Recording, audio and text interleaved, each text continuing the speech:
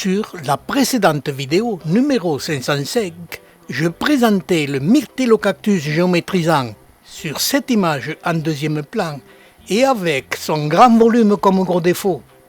Et voici la même espèce, mais en crustation, qui se développe plus lentement que l'espèce type, ce qui permet de les conserver car elles sont moins encombrantes. Les sujets qui vont défiler à l'image ont entre 30 et 40 ans.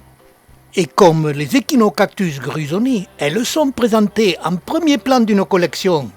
Elles surprennent et émerveillent toute personne visitant celle-ci par son développement unique dans le monde végétal et à 99,9%, ce développement curieux et exceptionnel appelé crustation est réservé aux plantes succulentes.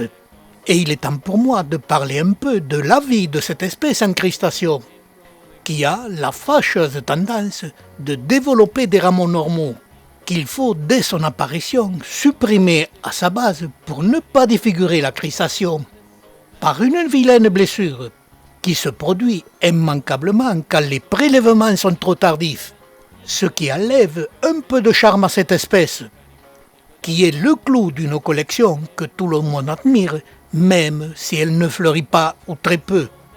En 40 ans de culture, mes crustations ne fleurit qu'une fois, et je m'en suis aperçu que par la présence des fruits. Les crustations ont cette particularité de ne pas fleurir ou très peu. Les crustations, en général, se développent en forme de crête de coque, mais cette espèce de myrtillocactus géométrisant cristata développe toute une série de formes de fasciation, ce qui la rend encore plus attrayante et curieuse. Autre particularité de cette espèce en crustation, sa culture est facile et ne pose aucun problème, contrairement à l'ensemble des crustations. Son petit défaut, sa superbe teinte bleue, qui est changeante suivant le temps, se dégrade avec le vieillissement de la plante. Si sa culture est facile, sa diffusion, pour multiplier et sauvegarder l'espèce, est compliquée. Elle ne peut se faire que par prélèvement et bouturage.